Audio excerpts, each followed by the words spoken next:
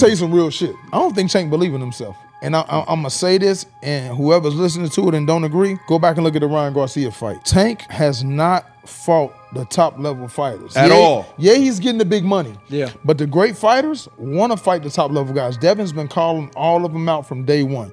What I'm going to say from Tank, this is what I truly believe. When you made Ryan Garcia have a weight clause in the contract, to me, that showed me that you wanted an advantage. And I get it, everybody wants an advantage, but a confident fighter that knows it, Devin didn't ask for that from Regis. Especially when you fought at 140 already and you didn't give him a weight clause. Mario Barris is at 147, the champion 100%. Right now. So, you fought him at 140 and didn't do that to him. He gave him a weight clause, and then when he beat Ryan Garcia, I saw him get more excited after he won than I ever saw him in a fight. And on top of that, he said it's a 50-50 fight. I put all three of those together. The way I saw him act after that win, I'm like, part of him didn't believe he could win this fight.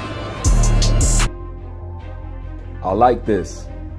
Devin Haney's success is causing people to question Gervonta Davis' legacy. That's the perfect type of pressure that you need. And it's true. And although I believe Tank is a talented fighter, and when it comes to the hydration clauses and all the stipulations that they put in, I know that that's not Tank per se. I know that that's his team. But just like I said, he has to sit back and watch them put in all these stipulations as if they're not confident that he can do anything.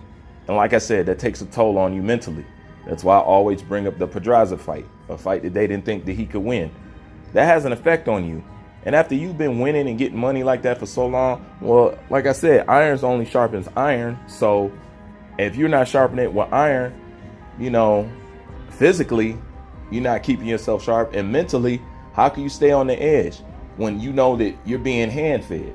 You know this. You know that you're being kept away from certain opponents. And matter of fact, when you were even threatened, they threatened you by putting you in there with a good, thorough opponent as Lomachenko.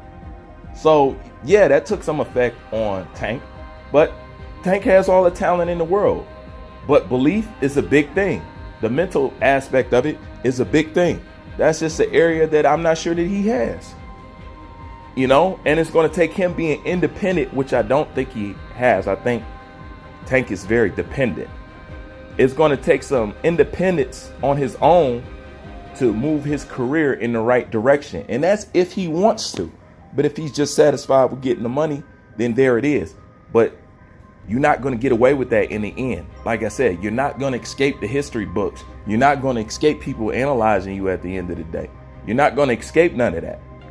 It just can come home now because you have somebody who's actually doing something that you can hold a comparison to.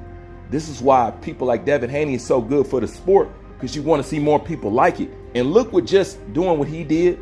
Look what that did, and look how that put pressure and put a light on what Gervonta Tank Davis has been doing this whole time, which is going to make it harder for them to continue to keep doing what they're doing, which should drive them and push them to give you some kind of thorough fights. That's why stuff like this, people like Crawford, people like Haney, you know, Joshua and stuff like that, that stuff is good for the sport. I don't know why people turn against it and then talk about fights that they want to see. They just want to be fans of man at the end of the day, if you ask me. Like, comment, subscribe. Bruce Van, I'm out.